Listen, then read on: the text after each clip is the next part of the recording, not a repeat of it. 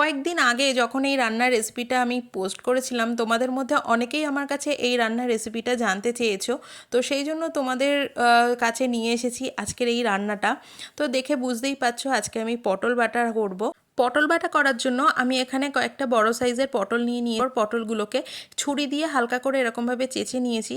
পুরো খোলাটা ফেলার কোনো দরকার নেই। তারপর হালকা করে একটু ভাপিয়ে নিয়েছি। তারপর ওটা ওদিকে জল ঝরছে, মানে একটু ঠান্ডা হচ্ছে। তারপর আমি শুকনো খোলায় কিছুটা পরিমাণে কালো জিরে আর বেশ করে কিছুটা রসুন একটু হালকা রোস্ট করে নেব। তারপর মিক্সারের মধ্যে ঠান্ডা হয়ে গেলে পটল আর ওই সমস্ত যে ভেজে রেখেছিলাম সেইগুলো আর কাঁচা লঙ্কা সমেত বেটে নেব। কড়াইতে সর্ষের তেল দিয়ে মিশ্রণটা পুরোটা দিয়ে খুব ভালো করে এবারে এটাকে রান্না করতে হবে, মানে একদম দলা পাকিয়ে আসবে, নাড়ুর পাকের মতন হয়ে যাবে। তো তারপর ওটাকে আমি নামিয়ে নেবো আর রেডি হয়ে যাবে কিন্তু একদম খুব সুন্দর একটা রান্না, সেটা হচ্ছে পটল বাটা। এই প্রসেসে তোমরা একবার বানিয়ে দেখো, খেতে কিন্তু খুব সুন্দর লাগবে। আর ট্রাই করলে অবশ্যই কিন্তু আমাকে কমেন্টে জানিও। দেখা হচ্ছে নেক্সট ভিডিওতে।